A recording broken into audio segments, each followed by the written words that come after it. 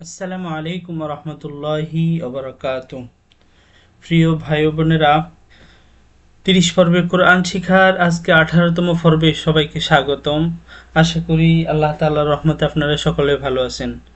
প্রিয় ভাই বোনেরা, আমরা গত ক্লাসে আলোচনা করছিলাম, আমরা বলেছিলাম যে আমাদের মোটামুটি কোরআন শরীফের ভিতরে কোরআন শরীফ শেখার জন্য যত নিয়ম কানুন আছে এগুলো আমাদের শেষ। তো আমরা বলেছিলাম যে আজকের ক্লাস থেকে আমরা মানে রিডিং পড়ার চেষ্টা করব, যে কোরআন শরীফের বিভিন্ন আয়াতগুলো আছে ওগুলো আমরা পুরো আয়াতগুলো পড়ার চেষ্টা করব ইনশাআল্লাহ। তো আজকে এই বইটাতে এখানে 45 পৃষ্ঠা আছে, আমরা এখান থেকে 49 পৃষ্ঠা পর্যন্ত পড়বো ইনশাআল্লাহ। তারপরে আমরা 30 পর্ব পর্যন্ত কোরআন শরীফ থেকে একটু একটু করে পড়ার চেষ্টা করবো ইনশাআল্লাহ। তো আমাদের মোটামুটি যেহেতু সব শেষ, আমি আশা করব আপনারা মোটামুটি যেসব ক্লাসগুলো শেষ হয়েছে বাকি 17টা ক্লাস আপনারা এগুলো ভালো মতো দেখেছেন এবং ওই অনুযায়ী শিখেছেন। যদি আপনারা না শিখেন, এই 17টা ক্লাস ভালো মতো না দেখেন, না শিখেন, তাহলে কিন্তু পারবেন না। মানে নিয়ম কানুন যতগুলো ছিল সব কিন্তু আমাদের শেষ, আর তেমন নিয়ম কানুন নাই। আজকে থেকে আমরা ইনশাল্লাহ রিডিং পড়ার চেষ্টা করব। তো দেখেন, আমি একটু বড় করে নিতেছি। দেখেন আমরা এখান থেকে পড়বো ইনশাল্লাহ। দেখেন, বিসমিল্লাহির রহমানির রহিম। দেখেন এখানে রহিমি আছে, রজবর র হাইদের হি মিম জের মি, রহিমি, রহিমি আছে না। দেখেন এই যে গোল চিহ্নটার নাম হচ্ছে অক্ফ। আমরা অক্ফ নিয়ে কিন্তু আগে আলোচনা করছিলাম যে অক্ফ মানে হচ্ছে এখানে আয়াতটা শেষ, মানে একটা আয়াত শেষ। তো আমরা বলছিলাম যে অক্ফের আগের যে হরফটা থাকে ওই হরফটারে তার আগের হরফের সাথে মিলাই পড়তে হয়। তাহলে এখানে অক্ফের আগের হরফটা হচ্ছে মিম, এই মিমটা তার আগের হরফের সাথে মিলাই পড়তে হবে। তাহলে হায়েজের মিম অক্ফ হিম, রহিম। তাহলে এখানে রহিম কেন হয়েছে আশা করি বুঝতে পারছেন। দেখেন তাহলে আবার দেখেন, বিসমিল্লাহির রহমানির রহিম। পরেরটা দেখেন, রবা জবর রব বাজের বি, রব্বি, জাদ আল যে জিদ, নুনিয়া যে নি, জিদে নি, রব্বি জিদে নি, আইন লাম যে আইল, মিম দি জবর মান, আইল মান, রব্বি জিদে নি আইল মান। এখানে আছে রব্বি জিদে নি আইল মান, কিন্তু দেখেন এটা হচ্ছে অক্ফ। তাহলে আমরা কিন্তু এটা নিয়ে আলোচনা করছিলাম যে অক্ফের আগের হরফে যদি 2 জবর থাকে তখন ওখান থেকে এক জবরের বাদ দিয়ে আর এক জবর যেটা থাকবে ওটাকে এক আলিফ টানে পড়তে হবে। এটা কিন্তু আমরা আগেও আলোচনা করছিলাম। তাহলে এখানে যদি অক্ফের আগের হরফে 2 জবর থাকার কারণে এক জবর বাদ দিয়ে আর এক জবরে এক আলিফ টেনে পড়বো। তাহলে এখানে কি হবে, রব্বি জিদিনি ইলমা। আশা করি এটা ক্লিয়ার। শুধু অক্ফগুলো একটু মনে রাখবেন, আর সবগুলো তো আগের নিয়মে, আগের গুলাই। তারপরে দেখেন, আলহামদুলিল্লাহি রব্বিল আলামিনা, মিনা আছে। এই যে অক্ফের আগের হরফে যদি এক জবর এক জের এক ফেস, 2 জের 2 ফেস, খাড়া জের উল্টা ফেস থাকে তখন ওই যেগুলো বলছিলাম যে 7টা জিনিসের কথা বলছি, এক জবর এক জের এক ফেস, 2 জের 2 ফেস, খাড়া জের উল্টা ফেস থাকে, তখন ওগুলোর মনে মনে জজম ধরবেন বা এই অক্ষর আগের হরফটারে তার আগের হরফের সাথে মিলিয়ে পড়বেন। তাহলে এখানে মিমিয়াজের নুন অক্ফ মিন আলামিন। তারপরে দেখেন, আনহু মালুহু, আইন নুন জবর আন হাফেশ হু, আনহু মিম আলিফ জবর মা লাম পেশ লু, মালু হালটা পেশ হু, আনহু মালুহু, ওয়ামা কাসাব, ওয়ামা কাসাব। এখানে আছে কাসাবা, কাব জবর কা, সিন জবর সা, কাসা, বা জবর বা, কাসাবা।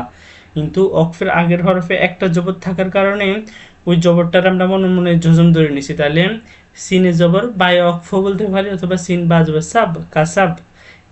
তাহলে আনহু মালুহু আমা কাসাব। তারপরে দেখেন, মিন হাবলিল ওয়ারিদ। এখানে একটা জের আছে, এই জন্য যেটার আমরা মনে মনে জজম ধরছি। তাহলে রয়েছে দালক ফরিদ। তাহলে আবার দেখেন, মিন নুন সাকিনের পরে হা আসছে, হাটা ইজহারের হরফ। ওই যে নুন সাকিন এবং তানবিনের যে 4 প্রকার পড়েছিলাম না, ওখানে একটা প্রকার আছে না ইজহার, ইজহারের হরফ 6টি, হামজা হা আইন হা গইন খ, এই যে হাটা। ওখানে বলছিল যে নুন সাকিন অথবা তানবিনের পরে যদি ইজহারের কোনো হরফ থাকে তখন গুন্না ছাড়া পড়ার জন্য। তাহলে এটা হবে মিন হাবলিল ওয়ারিদ। তারপর দেখেন আজরুন গয়রু মামনুন, এখানেও তানবিনের পরে গয়ন আসছে, গয়নটা ইজহারের হরফ, তাহলে এটা গুণ হবে না। আজরুন গয়রু মামনুন, এখানে দেখেন অক্ষর আগের হরফে দুই জের আছে, তাহলে আমি কিন্তু বলছিলাম দুই জেরের কথা, দুই জের থাকলেও ওটার মনে মনে জজম ধরে নিতে হবে। তাহলে নুন ওয়াও পেশ নুন অক্ফ নুন মামনুন আজরুন গয়রু মামনুন। তারপর দেখেন ইয়াউমা ইজি, জালিয়া দুই যে জি তানবিনের পরে আসছে, এটা কিসের হরফ বলেন তো? ইয়াটা নুন সাকিন এবং তানবিনের চার প্রকারের, এই যে ইয়াটা কিসের হরফ? ইয়াটা হচ্ছে ইদগাম বা গুন্নার হরফ। তাহলে তানবিনের পরে যদি ইদগাম বা গুন্নার হরফ থাকে তাহলে গুন্না সহিত মিলিয়ে পড়তে বলছিল না, তাহলে এখানে হবে ইয়াউমা ইজি, জালিয়া দুই যে জি। তারপর দেখেন ইয়াসদুরুন নাসু, ইয়াসদুরুন নাসু, এটা হচ্ছে আবার ওয়াজিব গুন্না, বলছে যে হরকতের জবর জের ফেশের পরে যদি নুন অথবা মিমে তাসদিদ হয় তখন ওয়াজিব গুন্না, গুন্না করে পড়াকে ওয়াজিব গুন্না বলে, এটা আমরা কিন্তু একেবারে প্রথম আলোচনা করছিলাম। তাহলে তারপর দেখেন আস্তাতা, এখানে আগের হরফে দুই জবর থাকার কারণে এক জবর পড়ছি। এবার পুরো লাইনটা দেখেন ইয়াউমাইজি ইয়াসদুরুন নাসু আশতাতা, অক্ষর আগের হরফে দুই জবর থাকার কারণে এক জবর পড়ছে, ঠিক আছে? এই মনে রাখিন, এটা অক্ষর আগের হরফে দুই জবর থাকলে এক জবর পড়তে হয়। তারপর দেখেন ফাআনজারতুকুম, এটা কিন্তু আলিফ লাম না, অনেকে এটারে আবার লাম বলে। ওই যে আলিফ আর লাম সিনের একটা নিয়ম বলে দিয়েছিলাম মনে হয় 2 নম্বর ক্লাসে, সেটা হচ্ছে যে মনে রাখবেন যে লামটা সবসময় ডান বাম দুই দিকে বাজে, আর আলিফটা সবসময় ডান দিকে বাজে, বাম দিকে বাজবে না।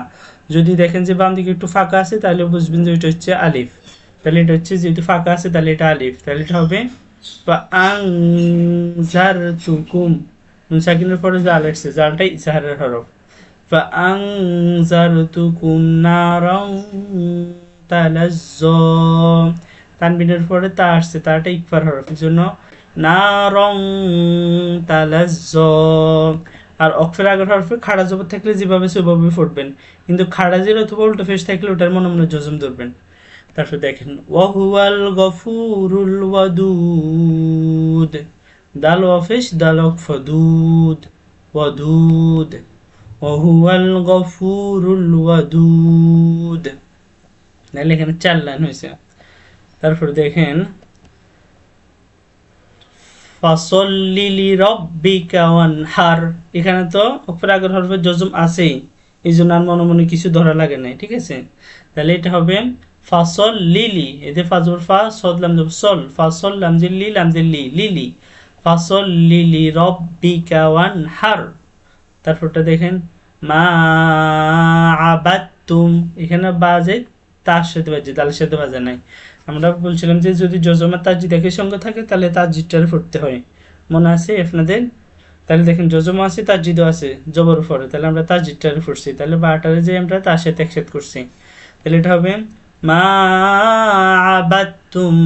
তারপর দেখেন ওয়াকালাত তাইফাতুন, এটাও সেম, লামটা যেই তোর সাথে বাজছে তার সাথে বাজে নাই, আর মোটা চিহ্ন থাকার কারণে তোটা 4 আলিফ টান হয়েছে, মোটা চিহ্ন থাকলে 4 আলিফ টান হয় না, তাহলে এটা হবে ওয়াক, আবার এটা হচ্ছে 1 আলিফ টান, জবরের পরে খালি আলিফ, জবরের বাম পাশে খালি আলিফ, মদের হরফ না, তাহলে এটা 1 আলিফ টান হবে। তাহলে দেখেন ওয়াকালাত তাইফাতুন, পরে দেখেন মিন শাররিল ওয়াসওয়াসিল খান্নাস, মিম নুজের মিং শিন রাজব শার, মিং শার রলাম জের রিল, মিং শাররিল ওয়াসওয়াসিল, এই যে ওয়াসিন জবর ওয়াস ওয়ালাম জবর ওয়া, ওয়াসওয়াসিল লাম জের সিল, ওয়াসওয়াসিল খন জবর খন, নুন আলিফ জবর সিন ওয়াকফ নাস, খান্নাস, মিং শাররিল ওয়াসওয়াসিল খান্নাস। তারপরে দেখেন এখানে কিন্তু নুনের উপর তাসদিদ আছে, আলিফ আর লামটা খালি, আলিফ আর লামের উপর কিছু নাই। যদি কোরআন শরীফ পড়ার সময় এরকম দেখেন যে প্রথম হরফের উপরে তাসদিদ, তাসদিদের আগে দিয়ে আবার দুইটা হরফ বা একটা হরফ মানে দুইটাই থাকে সবসময়, মানে আয়াতে শুরু হওয়ার সময় এরকম একটা আলিফ আর লাম থাকে। ওই আলিফ আর লামের উপর কিছু থাকে না, কিন্তু এটা পরের হরফের উপর এরকম একটা তাসদিদ থাকে, ঠিক আছে। তো যদি দেখেন যে এরকম তাসদিদ আছে কিন্তু আগে দিয়ে একটা আলিফ আর লাম আছে, ওই আলিফ আর লামের উপর কিছু না, আলিফ আর লামটা খালি, তাহলে কি করবেন, এখানে আলিফ যেটা আছে আলিফের উপর একটা মনে মনে জবর ধরে নেবেন, ঠিক আছে। এটা খুবই কম হয়, মানে এটা অল্প কয়েক জায়গায় আছে। আর শুধু আলিফ আর লাম থাকলে আলিফের উপর জবর ধরে নেবেন, ঠিক আছে। তাহলে এটা হবে আন-নাজমুস সাকিব, সালিফ জবর সা, কবজের বায়ু ফকিব, আন-নাজমুস সাকিব। তারপর দেখেন আল্লাই ইয়াকদির, আলিফ যে লামের সাথে বাজছে, লাম যাবার ইয়ের সাথে বাজছে, নুন দুটা বাদ হয়েছে, কারণ নুন সাকিনের পরে লাম আসছে, লামটা একদম বেলাগুন্নার হরফ, নুন সাকিনের পরে আবার ইয়ে আসছে, এটা একদম বাগুন্নার হরফ, তাহলে প্রথমটা গুন্না নাই, 2 নম্বরটা গুন্না আছে। আল্লাই ইয়াকদির আলাইহি আহাদ, বলছিলাম যে দুই ফেস থাকলেও ওটার মনে মনে জজম ধরে নেবেন, আলিফ জবর আ, হা জবর দাল, আহাদ আহাদ। তারপর দেখেন ওয়ালাম ইয়াকুল্লাহু কুফুয়ান আহাদ, ওয়ালাম ইয়াকুল্লাহু, কাফ জাইলাম সাথে বাজে, কুল্লাহু কুফুয়ান আহাদ, গুণনা নাই, তানবিনের পরে আলিফ আসছে, আলিফটা ইজহারের হরফ, হামজা হা, হামজার আলিফ কিন্তু একই, ঠিক আছে। তাহলে কুফুয়ান আহাদ। পরে দেখেন মিম মানে ইউমনা, যে মিম যে মিমের সাথে বাজে, মিম মিম জের মিম, মিম জবর মা, মিম মা। তারপরে মিম এখানে একটা জের বেশি দিয়ে লাইছে, এই জেরটা ধরবেন না। মিম্মা নুন ইয়াজের নি, মিম্মানি, ইয়া ইয়া দুই জের ই, মিম্মানি ই, ইয়া মিম ফিশ ইউম, নুন খার যেমন না, ইউম না, মিম্মানি ইউমনা। দেখেন ইন্নামা, যদি চিকন চিহ্ন থাকে তাহলে কয় আলিফ টান হয়, 3 আলিফ, তাহলে এটা হবে ইন্নামা আমরুহু, এখানেও চিকন চিহ্ন থাকার কারণে 3 আলিফ, আমরুহু ইজা আরাদা শাইআ, এটা যদি অক্ফ ধরে নিই, ছোট অক্ফ, তাহলে 2 জবর থাকার কারণে 1 জবর পড়ছে, ঠিক আছে। তাহলে এই লাইনটা আবার দেখেন ইন্নামা আমরুহু ইযা আরাদা শাইআ, তাহলে এই পৃষ্ঠা পড়ছে 4 লাইন, তার আগের পৃষ্ঠা 4 লাইন, 4 লাইন, তাহলে আমরা বেশি পড়বো না, আমরা যেহেতু আমাদের মোটামুটি শেষ পর্যায়ে, ঠিক আছে, আর বেশি নেই ইনশাল্লাহ, টেনশনে কিছু নাই। যে ক্লাসগুলো দিছি অনেক সহজভাবে দিছি, আশা করি ওগুলো যদি পড়েন তখন কিন্তু ইনশাল্লাহ ক্লিয়ার হয়ে যাবে, আর মানে অত কষ্ট হবে না। তারপরেও যদি কোনো সমস্যা থাকে আমারে ব্যক্তিগতভাবে মেসেজ করেন যে ভাই এখান থেকে বুঝি না বা এখান থেকে কেন হয়েছে, ইনশাল্লাহ আমি বলে দিব। তাহলে দেখেন আরেকবার দেখে নিন পড়াগুলো, আরেকবার দেখে নিন, এবার শুধু রিডিং পড়িয়ে দিতেছি। বিসমিল্লাহির রহমানির রহিম, রব্বি জিদনি ইলমা, আলহামদুলিল্লাহি রব্বিল আলামিন, আনহু মালুহু ওয়া মা কাসাব, মিন হাবলিল ওয়ারিদ, আজরুন গায়রু মামনুন, ইয়াওমাইযিন ইয়াসদুরুন নাসু আশতাতা, فأنذرتكم نارا تلظى وهو الغفور الودود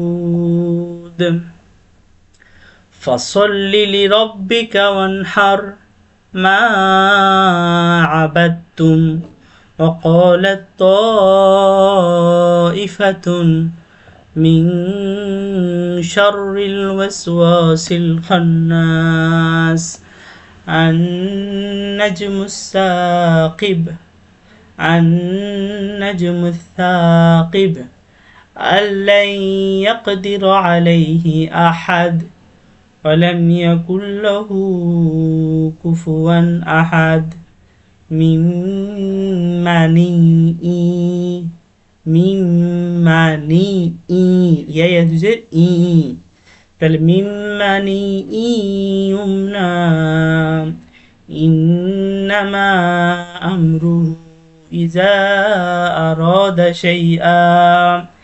এখানে মাত্র 8 লাইন রিডিং পড়া দিছি, এই যে 45-এর 4 আর 46-এর 4 লাইন, প্রথম 4 লাইন।